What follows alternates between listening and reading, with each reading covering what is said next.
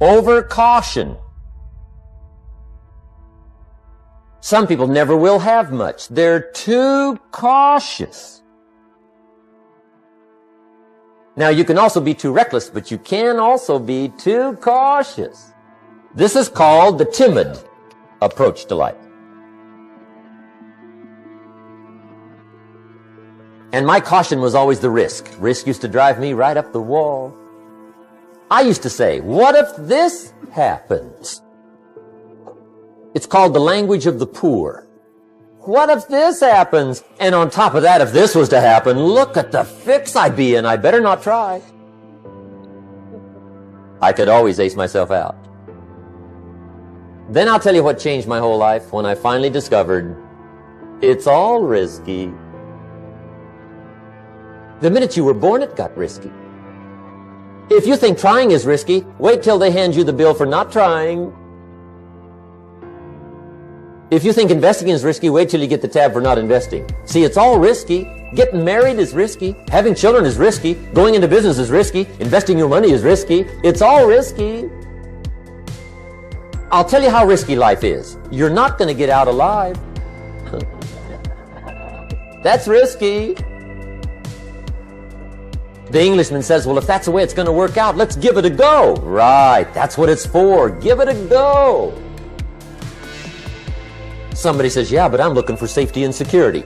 Fine, then huddle in a corner. We'll cover you with a sheet, bring you 3 meals a day. And we'll protect you, feed you, look after you, care for you. We won't let anything happen to you. And you'll probably live to be 100. The guy said, well, yeah, I'd live to be 100. But what a way to live. Right. What a way to live safe and secure. Don't ask for security. Ask for adventure. Better to live 30 years full of adventure than 100 years safe in the corner. And see, it's not important how long you live. What's important is how you live. Here's the next attitude disease. We're almost through with this motley list. In fact, we're almost through. Hang on. The next one is pessimism. Pessimism, the deadly disease of always looking on the bad side, the problem side, the difficult side, checking all the reasons why it can't be done. The poor pessimist leads an ugly life. He doesn't try to figure out what's right. He tries to figure out what's wrong.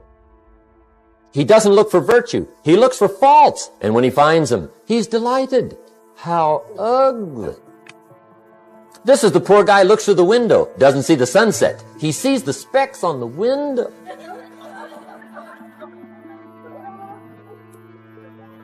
And this is the poor guy, right, who rushes up, takes such leave of his senses. This guy rushes up and he says, I've got 5 good reasons why it won't work. He's so dumb, he doesn't know. All he needs 1. He's got 5.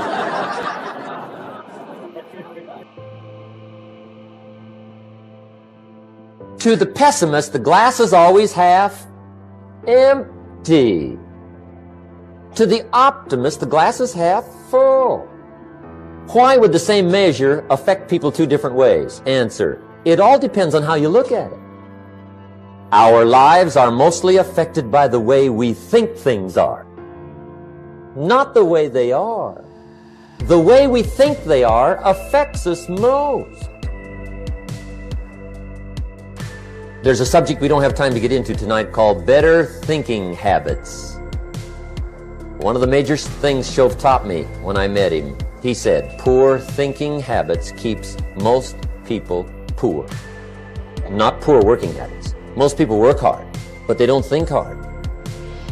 And Shove taught me that the mind is like a factory, a mental factory. And whatever you think about all day long pours ingredients into this mental factory. And that's what builds the economic, social, financial fabric of your life. He quoted me a Bible phrase that says, as you think, so you become. How awesome. When he talked about poor thinking habits, he had me. I used to start the day reading the morning newspaper. I mean, you can believe that or not. I'd get a cup of coffee and read the paper. I'd load up on wars and riots and murders and stabbings and killings and bank robberies and muggings and car wrecks and tragedies. I'd even read the back pages. I seem to like that stuff for some weird reason. I'd load up on all that, and then I'd start the day. You can imagine the kind of days I used to have. You walk around on your financial knees. They call you economic peewee.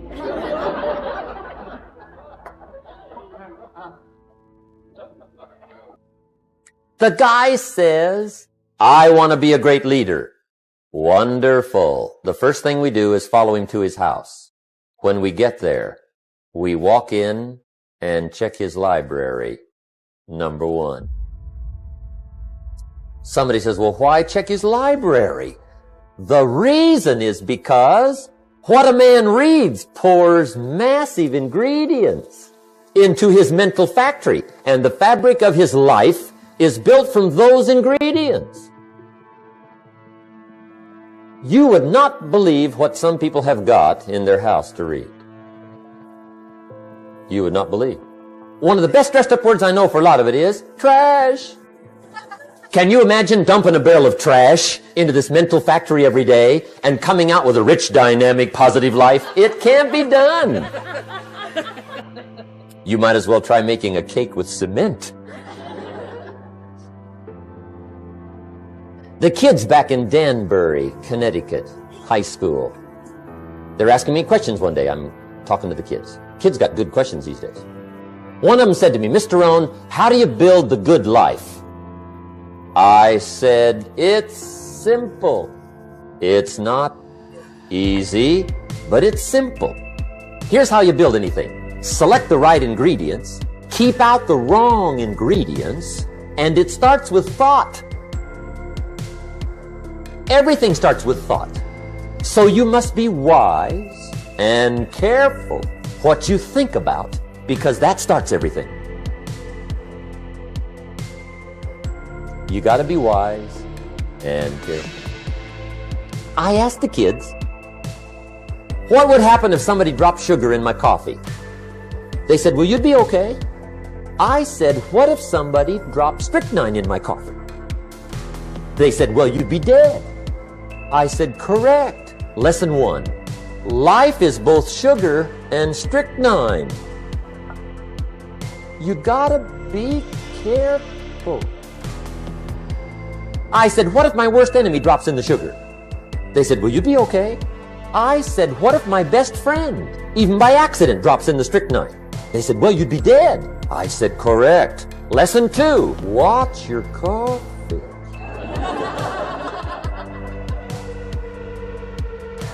You got to be careful. See, it doesn't matter who hands you the bad stuff.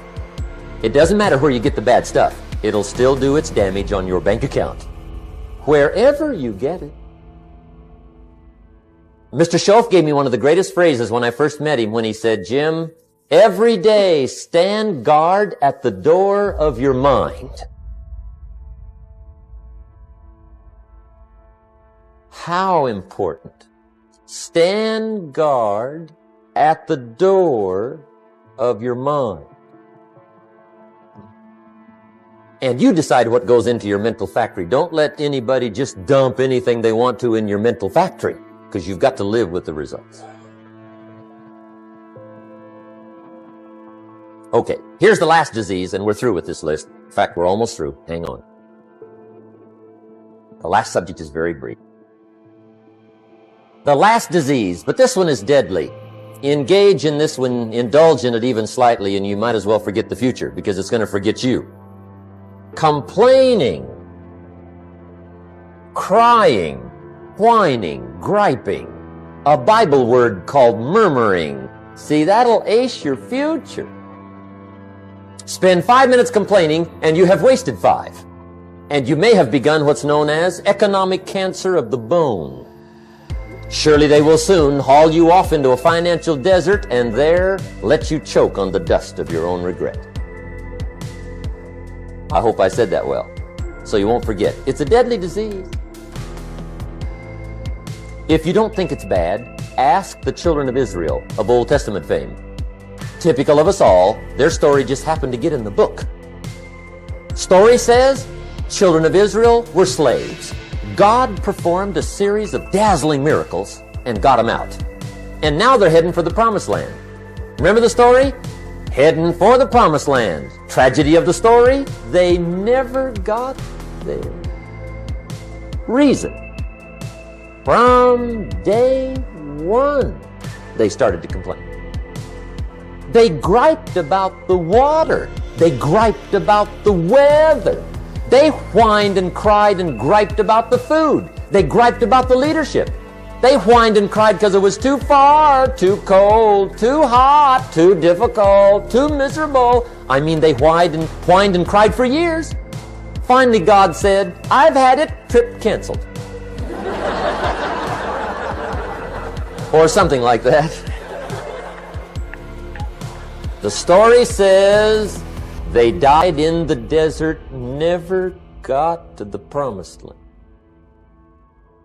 Which I think means two things. Indulge in this long enough, you get your future canceled. And I guess it also means even God himself can only take so much.